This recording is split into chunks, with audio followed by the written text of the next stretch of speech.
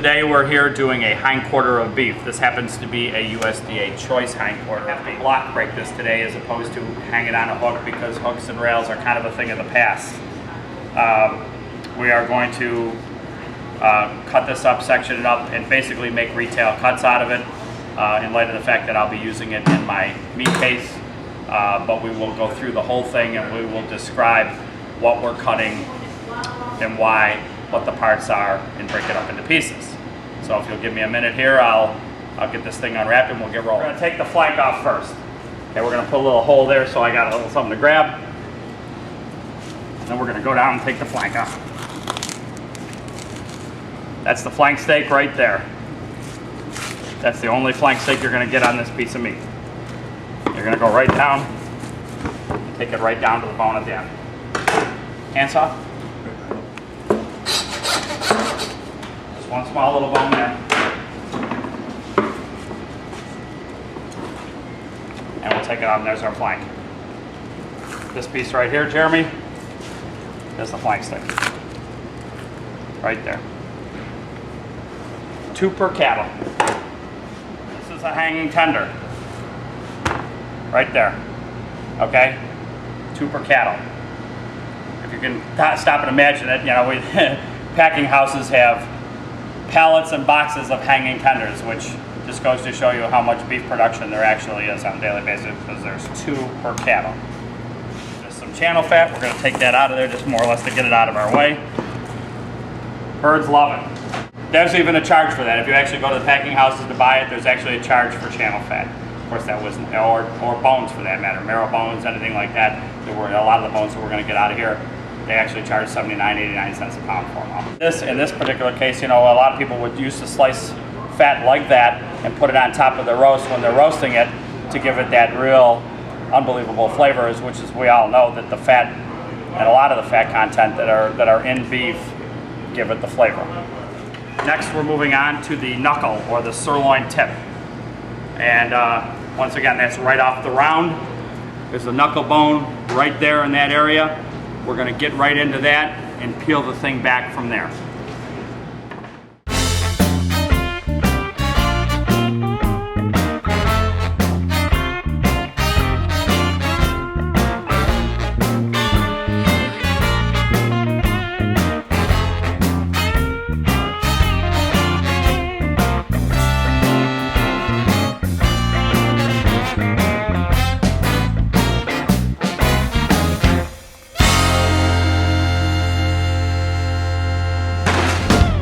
That's the sirloin tip. This is the sirloin tip, or knuckle, as it's commonly referred to in the business. Okay, we can make sirloin tip steaks, sirloin tip roasts out of this. This is also good for cube steak material if you're going to make cube steaks. A lot of different things. I mean, it makes a good roast. There's several different uses for it. Grinding it would be the last resort.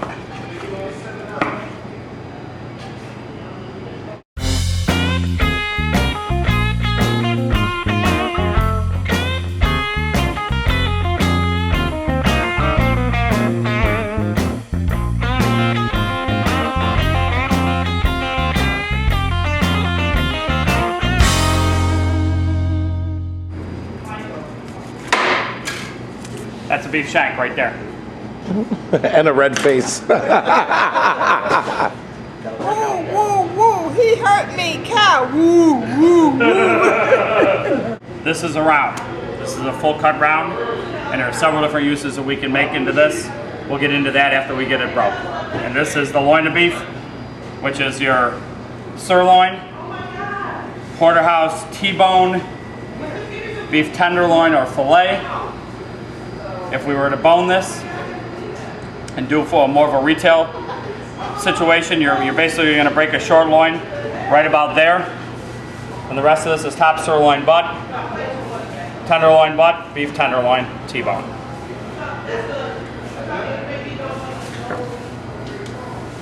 We are doing this the hard way today, gentlemen, by the way. Doing this not on a hook is definitely doing it the hard way. Block breaking it is far less efficient because we're rolling and we're doing all this other nonsense that we really shouldn't be doing. but are.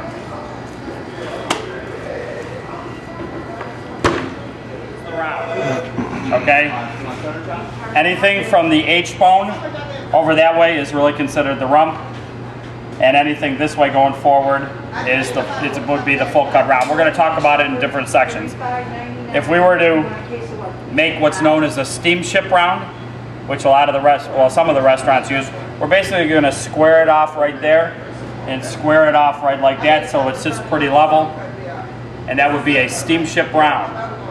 A lot of the places who do buffets or have a steam table or whatnot, it's real nice dog and pony show thing, man. You can put it up and you can stand it up and then trim your roast beef sandwiches right off of it, right in front of customers, and they usually get a big charge out of that, and plus they're absolutely delicious. We have a couple of local restaurants, one in particular who does a lot of those, and they're very successful with it. Now the round can be broken up into several pieces: top round, bottom round, eye round, and that's the more common way of marketing anything today is boneless and in pieces. For our purposes today, we're going to make a rump roast, and then we're going to use we're going to break up the round into a top round and a bottom round and an eye round. But we're going to make a rump roast today because I can use it in my retail counter.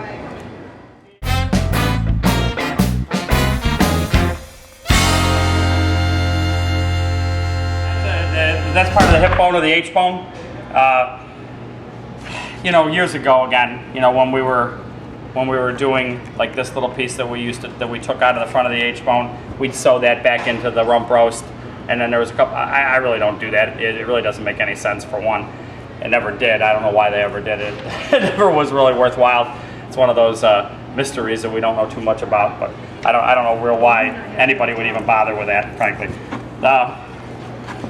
Obviously we're going to trim any of the red meat off of it and use it for grinding.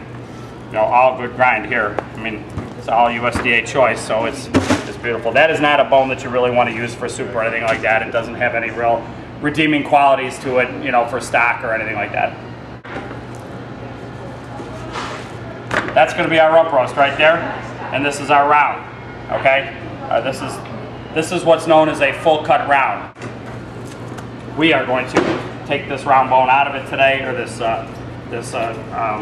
marrow bone. That's nice marrow bone. We're going to take it out. So we are also going to just divide up the piece.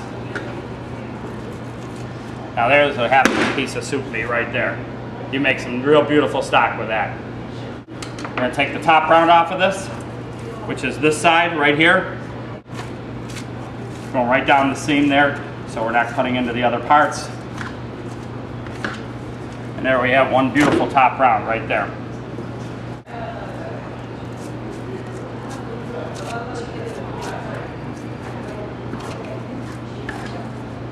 This is an eye round. I'm going to trim it up a little bit just because I want you guys to see it trimmed and what the finished product looks like as opposed to it with all the fat on it. But there it is right there. That's an eye round. Sorry, we're working on the bottom round right now. For our purposes, we're going to take that piece out and just trim it out and merchandise it out, put it into the grind. That really isn't worth anything beyond that. If we were merchandising this thing out altogether, we would call this a bottom round flat. And that's the way they sell them. We're going to make a nice little roast out of this thing, or we might make we do a little something here called pepper steak, which is kind of like a stir fry with peppers and onions in it. Really a very tasty dish. Anyways, this is a bottom round flat right there.